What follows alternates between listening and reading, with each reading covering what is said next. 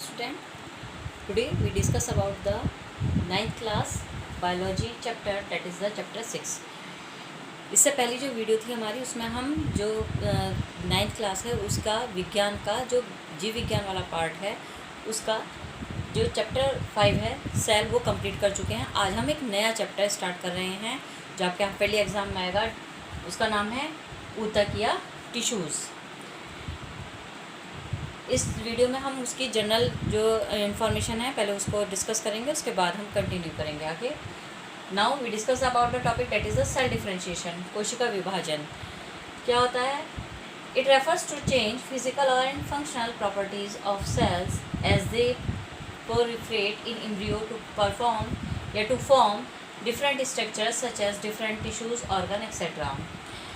कोशिका विभाजन बेटा वो आपकी क्रिया होती है या ये कहें कि वो आपका एक प्रक्रम है जिसके थ्रू जो कोई भी कोशिका है वो बहुत सारी कोशिकाओं में टूट जाती है, जिससे कि जो एम्ब्रियो है या भ्रूण है, भ्रूण का निर्माण होता है सबसे पहले, और भ्रूण बनने के बाद उससे तरह तरह के या अलग अलग जो आपके ऊतक हैं, अंग हैं, उनका निर्माण होता है जीवों के अंदर।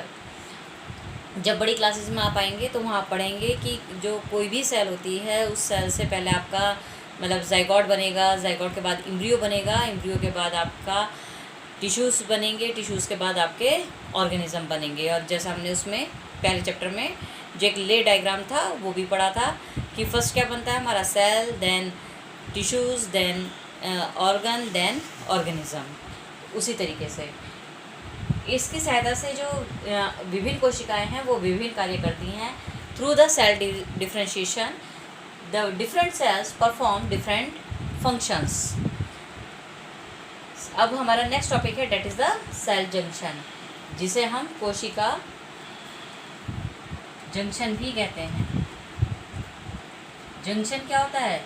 दो चीज़ों जहाँ पर बहुत सारी चीज़ें आकर आपस में जुड़ जाती हैं, उनका मिलने का स्थान, उसे हम कहते हैं जंक्शन। तो जब बहुत सारी कोशिकाएं एक दूसरे से आकर मिलती हैं, उनके बीच में कहीं थोड़ा बहुत स्थान रह जाता है, तो that is known as the cell junction और कोशिका junction. What is this? It is the communication mean between the cell and their environment.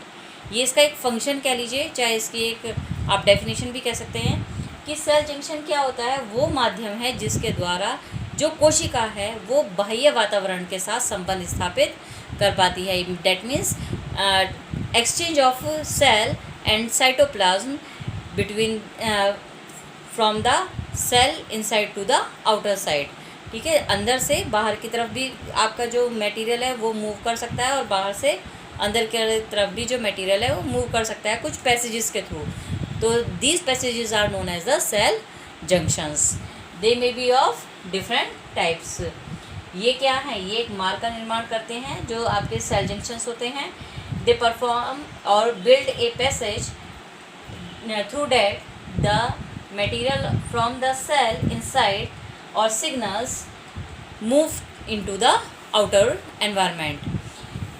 ये कई प्रकार के होते हैं। They may be of many types just like tight junctions और occluding, then adhering junctions, gap junctions, desmosomes and plasmodesmata.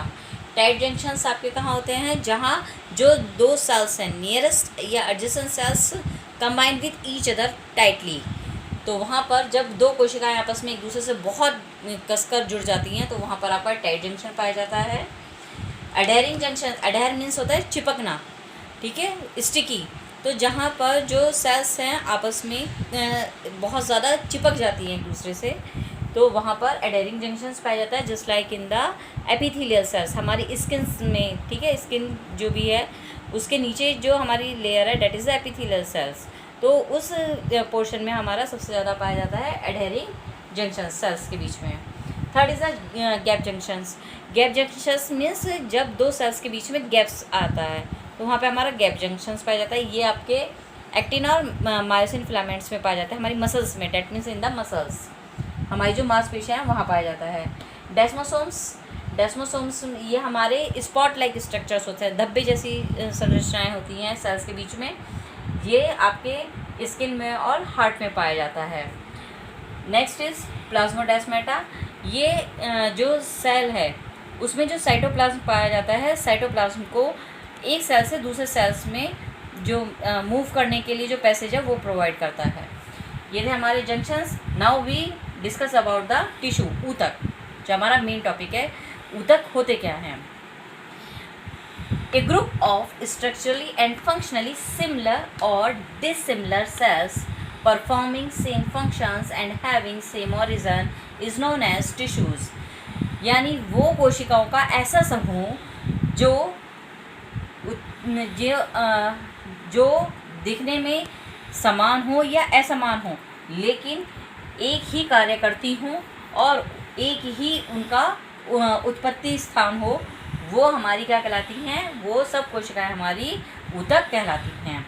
ठीक है, बहुत सारे हैं। हमने लास्ट चैप्टर सेल्स के बारे में पढ़ा, तो we know about the living cells made up of cells. तो there are lot of cells. तो these cells in these cells some are origin from one locality or one space। तो वहाँ पर जो आपकी बहुत सारी सेल्स होती हैं वो कभी कभी सेम फंक्शन प्ले करती हैं, तो these are known as the tissues। This term was coined by the M.F. Xavier in 1792 and the basis of their occurrence in living things, they may be of two types, that is the plant cells and animal cells. जहाँ से ये पाई जाती हैं, यानी कि उनकी उत्पत्ति के आधार पर, इनके पाए जाने के आधार पर जो ऊतक होते हैं वो दो प्रकार के होते हैं। एक होता है जंतु ऊतक जो जंतुओं में पाया जाता है, और एक होता है पादप ऊतक जो कि सभी पौधों में पाया जाता है। इनके बारे में अगली वीडियो में डिस्कस करेंगे। Thank you so much.